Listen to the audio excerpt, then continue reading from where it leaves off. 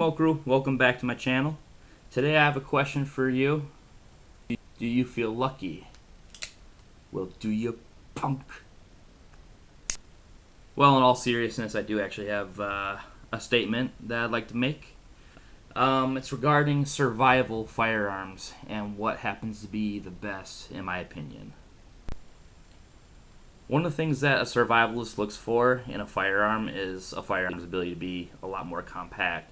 And nothing gets more compact than a pistol or a handgun. The revolver has features that, or Magnum revolvers have features that semi-autos don't. For example, semi-automatics require a magazine, whereas a revolver requires a revolving cylinder. This eliminates the necessity of having a magazine, which is an extra part that could pretty much just go wrong. Whereas when you're operating this pistol, the revolver or the cylinder rotates, as you can see, and everything. So, just to explain a little bit more can go wrong with a magazine than with a cylinder. Cylinders remain attached, whereas magazines can go missing. In some cases, there's a safety feature out there, a very modern safety feature with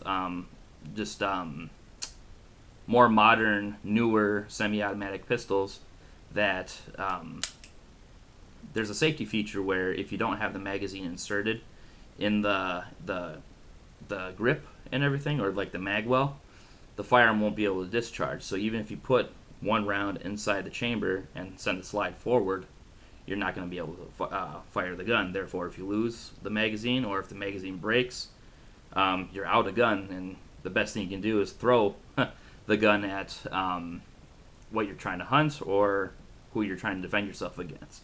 So that's never good. The second thing about revolvers is the fact that they can accept a different variety of loads. For example, if you're hunting or pest control, you can always use the CCI shot shells. These things are chambered for 44 mag, 44 special. People will argue that 9mm are able to fire those as well. They can, but they don't cycle reliably because there's not enough pressure pushing a solid projectile through the barrel, allowing the slide to cycle, building up enough pressure for the whole gun to cycle. So the pistols are blowback recoil action, so that becomes kind of problematic if you load 9mm shot shell into a 9mm magazine and hoping to fire semi-automatic like normal. With a revolver, that's never an issue. Anything that you put inside the revolver is going to shoot, short of having a hang fire or a light primer strike or just bad ammo. But reason why I carry a revolver for any survival situation is because it's just plain reliable. Another thing, revolvers offer larger, more powerful calibers like 357, 327 Federal, and 44 mag, 45 Long Colt, 500 Smith & Wesson, 454 Cazul. All those calibers are pretty powerful and they have the ability of putting down large perpetrators, people who are on drugs, even large game. Here in the North America, we have a variety of large, dangerous game like bear, cougar, and what else? Wolves, as I learned a couple weeks back, and a variety of things. Two-legged predators that are bigger than you, bigger than me. All sorts of different things. These are actually designed to handle larger, more powerful loads, whereas 9mm, 45, 40 cal, all the common pistol calibers, they have their limitations where they can they're not as powerful, I guess you could say. But there's been a lot of developments where the modern 9mm has become a lot more powerful than 9mm of the past, but still, I feel like a lot of things don't match the power of the 44 Magnum, personally. So that's just one more extra thing. Another reason why I appreciate a revolver over any other gun for a survival gun is the fact that it's accurate. I've had accurate 9 mils. I've had accurate other just your basic semi-automatics. I mean, in the military, I was a marksman with the Beretta 9 mil. It's just this right here. The day I unboxed it and brought it home from the gun store, I bought this in Shields, or at Shields, back in, I believe, 2014. And it's been serving me very well since. I haven't had any problems with it. The day that I unboxed it, I brought it to the sand pit and I put a whole cylinder of ammunition through it because 44 is pretty expensive to shoot, but it's very common as well. So I put a few rounds through this thing and everything, but I was able to set a milk jug, which, mind you, a milk jug is about close to a foot tall and about 10 inches wide, which is ironically about the size of a human's vitals and behind the shoulder of a deer or any four-legged mammal in North America.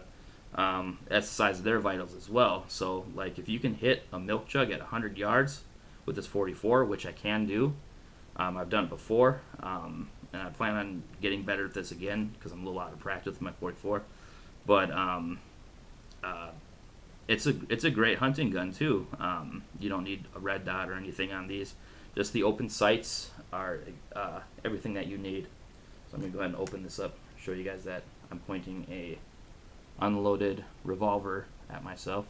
You can see the very definite, nice rear sight trench and front sight. So that was exactly what I was looking at when I was shooting at that milk jug a distance away, and it was close to 100 yards, I believe. I pace counted it, but sometimes my pace counts off. So yeah, and the variety of stuff that revolvers are able to chamber. I mean, you have 9mm Luger, 9mm NATO, 9mm Parabellum. They're all pretty much the same thing. Some of them are loaded hotter than the other, but revolvers, you really don't have to pay attention too much to how things are loaded too hot, especially run-of-the-mill kind of like ammo that you get at the store. So commercial ammo you don't really have to worry about because a 44 Magnum is going to be able to fire all of it. With a 44 Magnum, you can fire 44 Special. With a 357 Magnum, you can fire 38 Special. Everything is loaded to spec with these things. You can even shoot plus Ps out of here. I know with most modern pistols, you can shoot plus P as well. But just the variety and the availability of the ammo that are on the shelves for revolvers. A lot of people don't hunt with semi-automatics. A lot of people hunt with revolvers. This thing has a variety of grain weights in the ammo that's available for it. And every single time there's an ammo shortage, like now, since we're dealing with the coronavirus at the moment, I went to Cabela's yesterday and I was able to see that there was no normal semi-automatic ammo available on the shelves at all. There was only one box of 9mm that I saw. And then, that's closer to the top of the shelf. But once you get to the bottom of the shelf where the larger calibers are, like big hunting calibers are, like 44 Magnum, 357. 357 is pretty common, so that was gone. So was a 38 Special. I got to the bottom of the shelf. Lo and behold, there's a bunch of 44 Magnum available, which is great. I mean, in ammo shortages and everything, just go for one of the more obscure calibers. 44 Magnum, as nice as a round it is, as powerful as it is, it's a miracle that this stuff's still on the shelves, because I find 44 Magnum to be a very, very versatile, very useful, and very reliable round, because if you're in North America or heck Europe for that matter, this thing can kill anything on those two continents. I can't say the same for Africa, since there's a lot of large game out there, like lions and elephants and rhinos and hippos and stuff like that. But for anything that's in the Midwest or North America and Europe, this thing can kill it. .44 Magnum is considered a big bore round. As you can see, the bore is just massive. Yeah, it's just a very, very good choice. I know this is going to be the source of an argument, possibly in the comment section, or any place else that this video ends up. People are going to call me a fool, but this is just based off of my opinion and my professional opinion.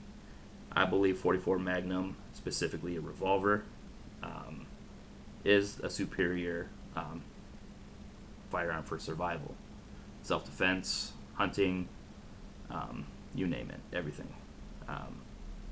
Revolver's the way to go. Anyway, hope you enjoyed this video. Thank you for watching. Please subscribe to my channel, and